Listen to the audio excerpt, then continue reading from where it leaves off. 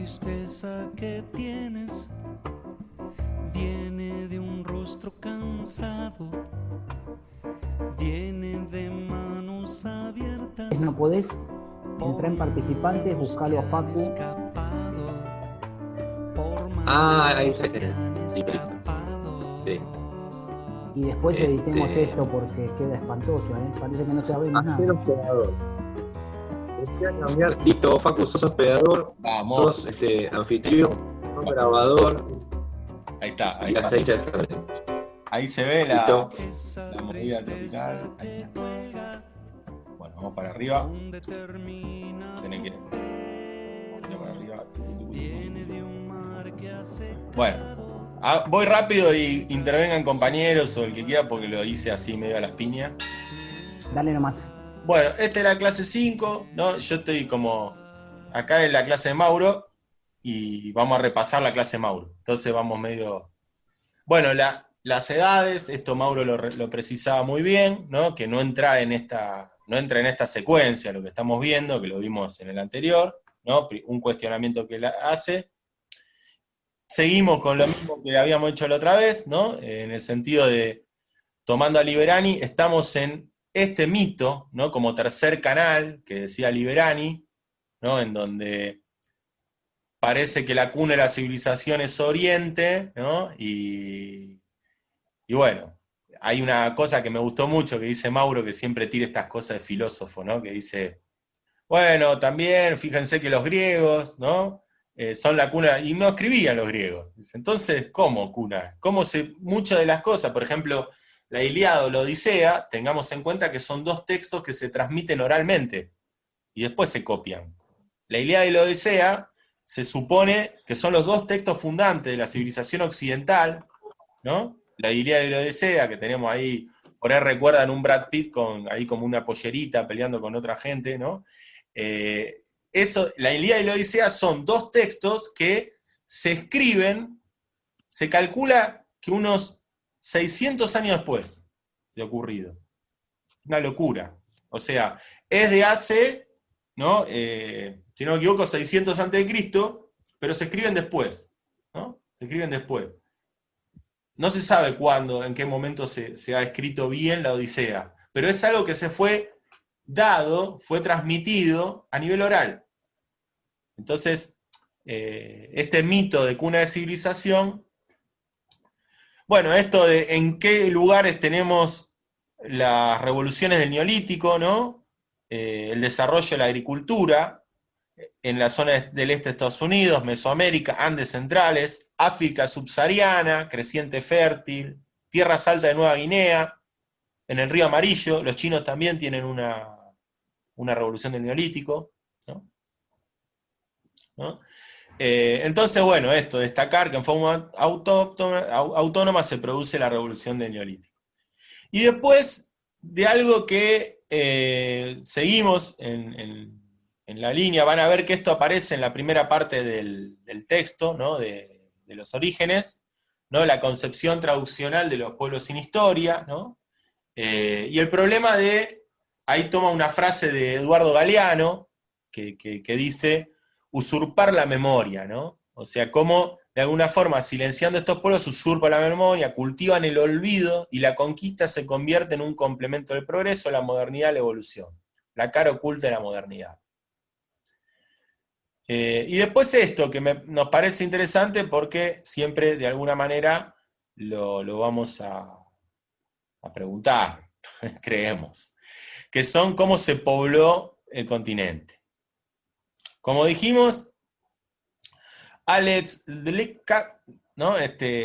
Antropólogo checo-estadounidense, señala que vinieron por el estrecho de Bering. Si se ve la flechita es por acá el estrecho de Bering, ¿no? Cruzaron, hubo una glaciación que permitió que crucen por el estrecho de Bering, ¿no? Pero hay otras teorías. Hoy que dicen que están desacreditadas. Una de Paul Rivet, ¿no? Que hablaba de que vinieron por el Océano Pacífico, ¿no? Digamos, esto le tiran una soga a los que estuvieron en la isla de Pascua, ¿no? Que armaron esos monumentos gigantescos, ¿no? Entonces dicen, no, fíjense, la isla de Pascua, hay unos monumentos, por eso vinieron por el Pacífico, ¿no? Hay algunas teorías más de ciertos rasgos de comunidades que están en el Pacífico, que tienen que ver con rasgos que provienen de la zona de Indonesia o de Tailandia, de la Oceanía, ¿no? Pero bueno, hoy es una teoría más desacreditada. ¿Por qué desacreditada? Porque los restos fósiles más antiguos aparecen en la zona del norte de América. Eso es lo que le da más pulenta a lo que dijo el amigo checo-estadounidense, el Alex Leka, o como se pronuncia. Y después tenemos otra teoría más, que es la de Méndez Correa, que esta sí se pone ya bastante flashera, que dice que vinieron por la Antártida, ¿no? Esta está más desacreditada todavía, ¿no? O por lo menos tiene menos cantidad de yacimientos. Dice, vinieron por la Antártida, por Australia, ¿no? Que bueno, son teorías, ¿no? que tienen sobre. Para tener las manos más o menos ubicadas, cuando ustedes vayan al Atlas, ¿no? Está bueno que están estos mapitas que son los que estamos mostrando ahora, ¿no? Perdón, Facu. Sí. Un dato de color. Para hablar de teorías desacreditadas, hablemos de la propia. Un científico argentino, Florentino Ameghino, postuló que no había un poblamiento del continente americano como lo estamos viendo, sino que el origen del hombre era americano. En vez de Eva nació en África, como se dice, digo Eva porque el fósil más antiguo hallado es de una mujer, ¿no? Este señor Florentino Ameghino decía que el origen del hombre estaba aquí en América. Por supuesto, está desde el siglo XIX su investigación, falleció a principios del siglo XX este señor, pero bueno, nada, un dato de color. También tenemos científicos argentinos que se equivocan, ojo, ¿eh?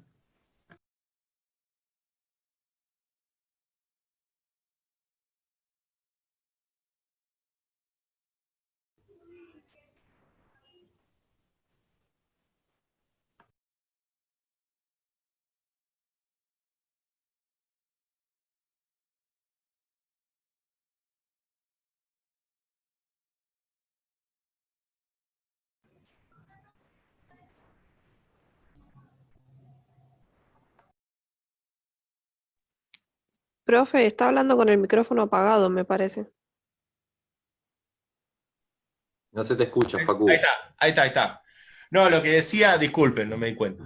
Lo que decía era que Ameghino, lo que fue el bajón para Ameghino fue que hasta en el Museo de la Plata lo comentan, encontró un fósil que él pensaba que era de hombre y le daba la datación, como diciendo, esto es más que abajo, si se fijan, dice, hace 13.000 a 12.000 años que apareció el Homo sapiens en América. Y él había encontrado un fósil, si no me equivoco, de 18.000 años. ¿Qué problema tuvo Ameghino? Que ese fósil no era de un hombre, era de un simio. Y eso desacreditó su teoría, ¿no? Pero él estaba seguro que había encontrado el fósil, bueno, era de un simio, entonces no. Bueno, después, esto que nos interesa, que tiene que ver con las diferencias, que lo señalaba recién cuando hablábamos del texto de lo que estamos haciendo ahí con Fer, que es esta, a grandes rasgos, en el Atlas de América Latina y el Caribe, hablan de esto, ¿no? Para comprender lo que dijo Mauro en la clase, Mesoamérica es esta zona. Creo que en un momento Mauro dice, es Centroamérica, es un poco más que Centroamérica, es México y Centroamérica, es esta zona. Después hay otro, esto es como lo dividieron los antropólogos, ¿no? Que son al día de hoy los que tienen la pelota sobre estas sociedades, eso hay que decirlo. Los historiadores estamos un poco atrás de sus investigaciones, ¿no? Sobre esto. Ellos lo dividieron de esta manera. El 5. Profe, Sí. perdón, antes de que siga. En el video Mauro nombraba el juego de la pelota, que me parece que al final no lo terminó de explicar. Sí. Ahora, si quieren, les comentamos del juego de pelota. El juego de pelota es algo que está en discusión. Está bien, mejor que no lo termino de comentar porque está en discusión. Se supone que era un juego que se hacía, esto por ahí los compañeros me pueden comentar. Yo la versión que tengo es la del Atlas, y bueno, la de Mandrini, que es un historiador que trabajó el tema de los pueblos originarios. Era un juego que se hacía entre dos equipos y se considera que el que perdía no se sabe si todo o parte del equipo o alguno del equipo tenía que ser sacrificado. Era un juego vinculado a elementos de honor, se considera eso, pero tampoco se sabe mucho. Era un juego que tenía la cancha, ¿no? Está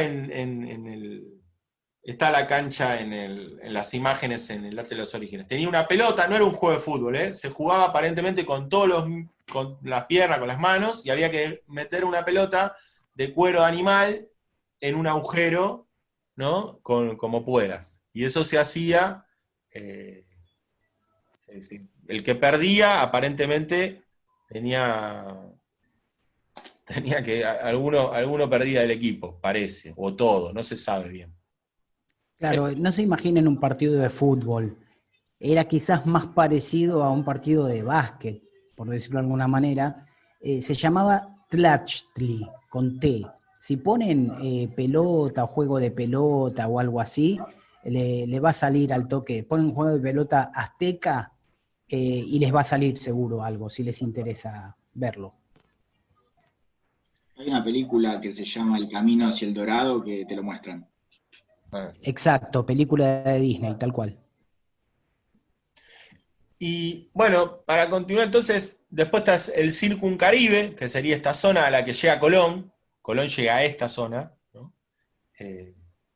Las tierras bajas de América del Sur, que acá tenemos a los guaraníes, por ejemplo, por esta zona, ¿no? Pero tenemos una serie de pueblos. Tenemos pueblos en el Amazonas, ¿no? Que muchos de ellos están prácticamente sufriendo la incursión de la nueva civilización occidental que destruye todos los recursos, pero que sigue estando bastante al margen del contacto con esa civilización en muchos casos. Los Andes, ¿no? Con los incas, que se extienden desde el sur o de centro-sur de Argentina, Chile actual, hasta Colombia llegaron los incas. Toda esta zona era de los incas. Incluso están los testimonios, ¿no? De Huaman Poma Ayala, que dice que Atahualpa, el último emperador incaico, cuando llegan los españoles, ya tenía noticias de un grupo, una civilización que estaba en el norte. No lo podemos saber, no podemos saber qué hubiera pasado, pero si seguía la tendencia Atahualpa de la lógica que tenía él, probablemente de alguna forma hubiera llegado a conectarse con el mundo azteca, ¿no? Esto dice Huaman Poma Ayala. Huaman Poma Ayala dice, teníamos conocimiento de que había una población grande en el norte, ¿no? Esto habla de un montón de cosas, entre ellas de la cantidad de conexiones que había entre todas estas subregiones, de intercambio, ¿no? Intercambio de productos, relaciones diplomáticas, guerreras, pero que había conexiones. Y después tenemos la Patagonia. ¿No? Esto es como lo dividen los antropólogos, los arqueólogos, las zonas pobladas en América antes de la llegada de los españoles. Y después tenemos acá este cuadrito que propone ¿cómo se llama? Que propone el Atlas. El Atlas, sí, perdón. Que son las fases. El Paleoindio, 20.000 años a 10.000 años antes del presente, ¿no? Que dice que es ingreso de oleadas de grupos de cazadores-recolectores al continente durante la última era glacial. Esto es lo que dijimos, hace 20.000 a 10.000 años. Cambio de periodo geológico del Pleistoceno al Holoceno, ¿no? Que esto lo sabe el señor Richard, siempre lo comenta.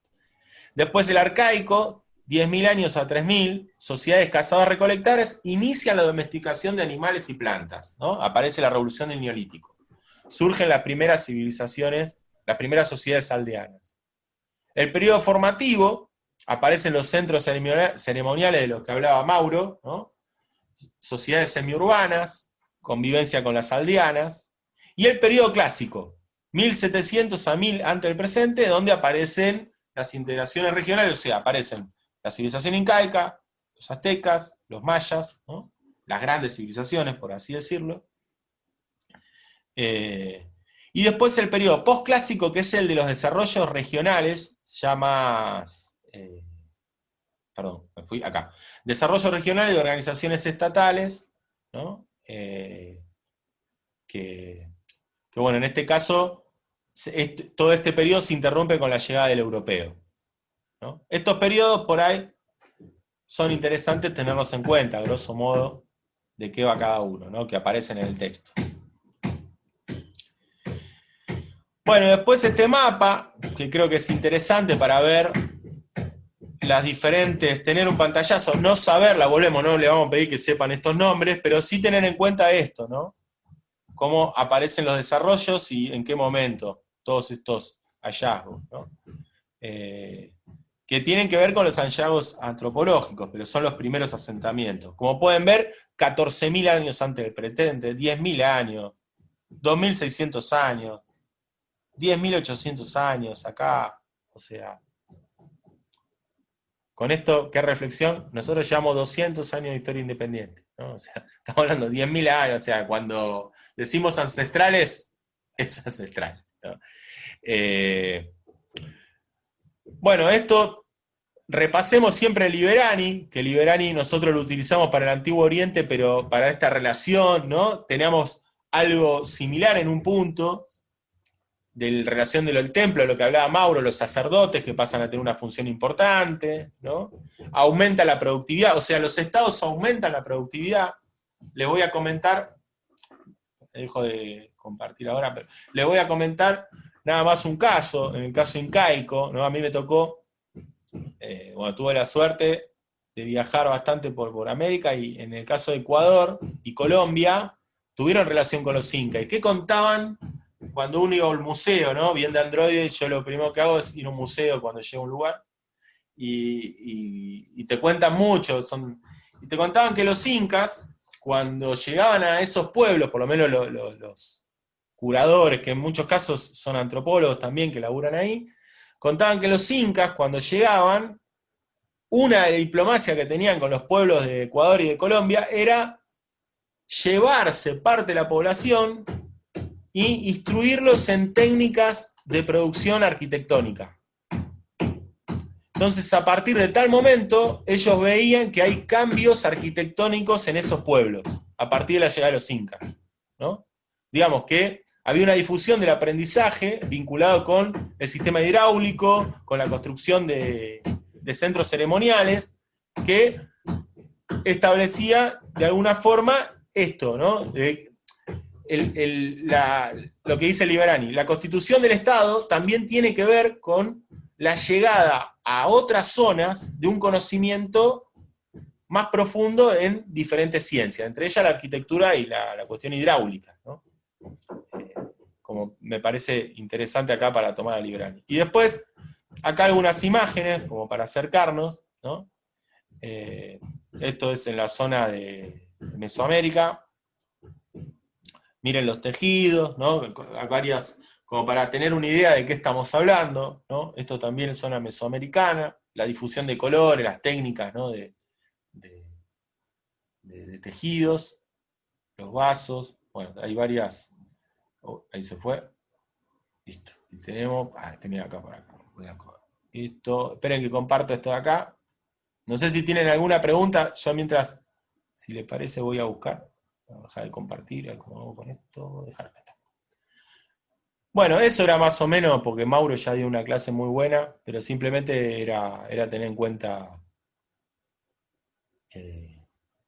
Bueno, otras cosas que por ahí podíamos comentar, pero van directamente al Atlas, las imágenes del Atlas están muy buenas, cuando entran en galería, ¿no? Para tener una idea más, ¿cómo se llama? A ver acá. Ahí lo voy a compartir, esperen, y les muestro esto. Compartir. Acá. ¿Ahí se ve? ¿Ahí se puede ver bien? Sí, ¿no? Sí, ahí se ve, Facu. Bueno, estas imágenes, ¿no? Digamos que me parece que es interesante porque uno lo acercan un poco a estas comunidades, estos pueblos, ¿no? Los dibujos, ¿no? La complejidad y las diferencias entre cada pueblo, ¿no? Diferentes formas, y acá había una. Bueno, después estos pobres, ¿no? Cuando vieron el oro los españoles, el oro era solo ceremonial para ellos, no lo utilizaban como transacciones, ni pensaban que era algo que... como la locura que generaba para los españoles, ¿no? Y esta parte me parece interesante. El periodo posclásico. El periodo posclásico, ¿no? Estos son los dibujos de Felipe Guaman Pomayada que les hablaba, un libro espectacular, ¿no?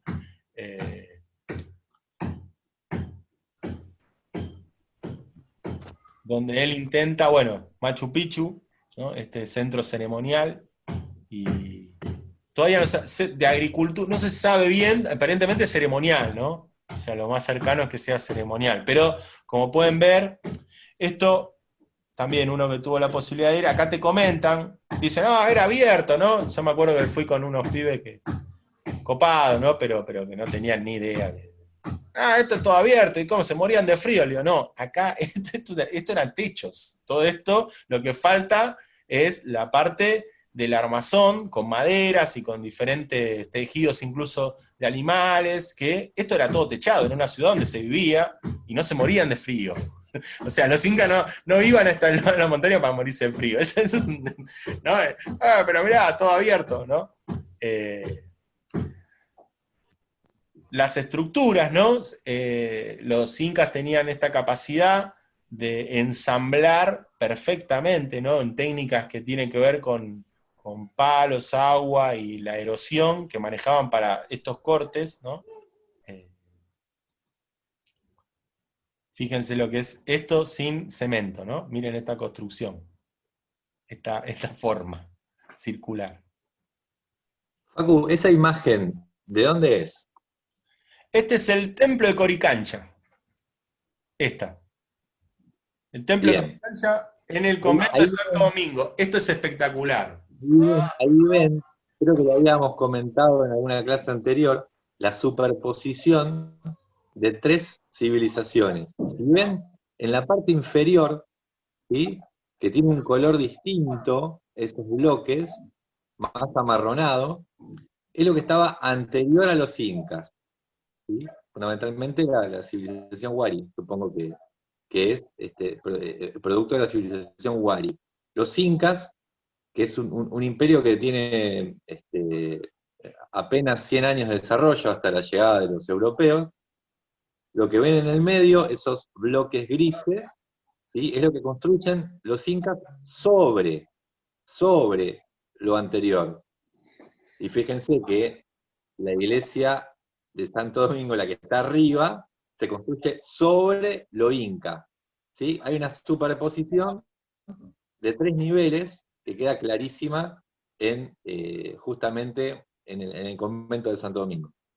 Claro, esto que dice Fer es buenísimo para ver cómo utilizaban, ¿no? ¿Qué hacía la iglesia?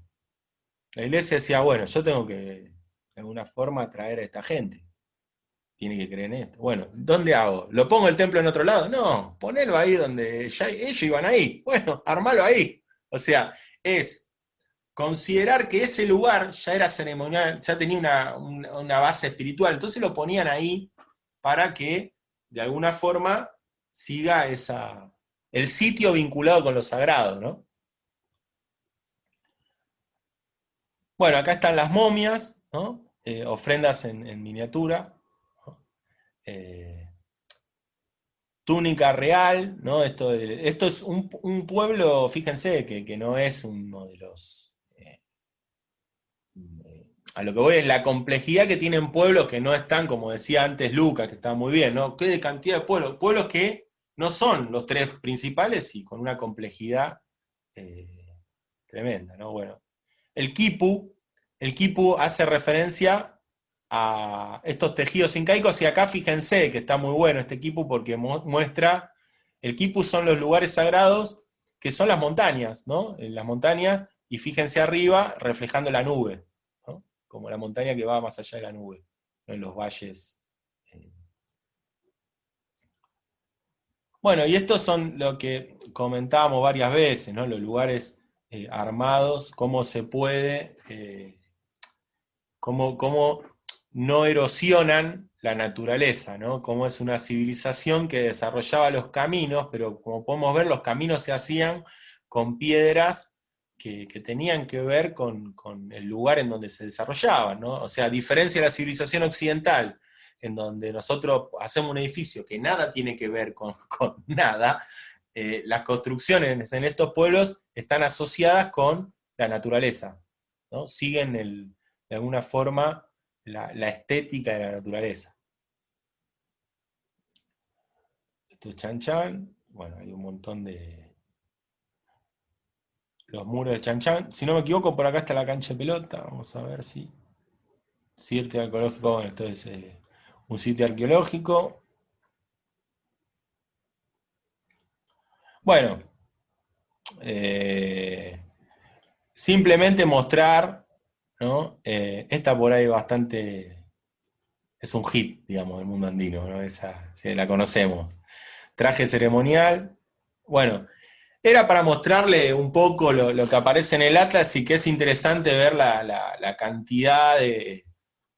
o sea, lo que a uno, por lo menos no sé si a los compañeros, a mí me pasó cuando fui a Cusco, ¿no? Uno dice, cuando vas a Cusco decís, acá vivió un montón de gente, ¿no? O sea que nosotros lo tenemos por ahí, acá en la pampa húmeda, lo tenemos alejado, ¿no? ¿Y dónde están los grupos? Y tenés un imaginario, cuando vos ves estas cosas, vas a un museo y ves estas construcciones, acá vivió un montón de gente, con un montón de elementos complejos, ¿no? A mí por lo menos es personalmente lo que me impactó. Las estructuras de Tenochtitlán, ¿no? Hoy en Ciudad de México. Miren que esto es impresionante. Esto es impresionante. Que esto se recuperó, por suerte. Lo habían chafado los europeos y se recuperó. Es lo que lucía Moctezuma II. Esto así... ¿no? Para alguna fiesta, no creo que anda así, salía del baño y salía así, ¿no? Seguramente para alguna ceremonia, ¿no? Pero tenía este tipo de Moctezuma. Cráneo humano con incrustaciones turquesas, ¿no? Es un cráneo humano. Bueno, vamos a cortar porque si no ya... Después pueden ir ahí, pero... Bueno, era simplemente comentarles eso. Voy a dejar, ahora el ruido está full, así que... Sí, bueno, igual se entendió, Facu. La idea es un poco que vieran también que existen manifestaciones de técnica y de arte que habitualmente no son muy conocidas, como decía Facu recién. Este es un hit, cuando muestra ese cuchillo ceremonial que es tan conocida esa imagen, pero por supuesto a nosotros nos resulta mucho más conocida siempre una foto de, no sé, del Partenón griego o del Coliseo romano, porque no se ven habitualmente estas cosas que se muestran en el Atlas. Mírenlo, el Atlas está buenísimo, está disponible online y tiene imágenes espectaculares, algunas veíamos recién. Es realmente interesante y a ustedes, estudiantes de turismo, particularmente les va a gustar, me parece. Una sola cosita que quería agregar cuando Facu recién hablaba del quipu. El quipu era un sistema de registro, y digo sistema porque era todo un sistema. Había muchas diferentes clases de tipu, que tienen que ver con la cantidad de nudos, con el tipo de nudos que se hacían, con los colores que se usaban. La palabra quipu en quechua quiere decir nudo. Creo, no recuerdo bien, pero me parece que quipu quiere decir nudo y ahí deriva el nombre, ¿no? Y hay investigadores que incluso sostienen que no solo registraban contablemente, digamos, no solo servía para registrar cantidades, sino también que era como un sistema de escritura y que algunos guardan hasta ciertos relatos. Que la concepción tradicional que tenemos es que los pueblos americanos son ágrafos, no sabían escribir. Por lo tanto, como decía Mauro en su clase, son bárbaros, son salvajes que no tienen escritura, no pertenecen a la historia, etcétera, etcétera, etcétera, ¿no es cierto? Bueno, nada, un dato más para ver que no todo es como lo leemos o lo escuchamos habitualmente. Ahí, compañeros, se va a cortar, ¿eh? En segundos se corta, no sé si... parece que nada, ya. Vale, mire. Hermano, te estoy hablando.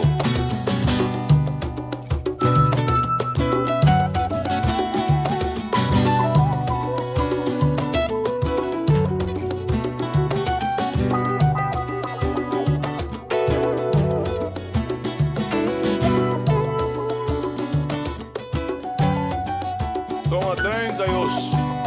Te estoy pegando, ¿viste? El pie, ¿viste? Cuando quieras. Romeo ataca con la pelota que va a perder posteriormente.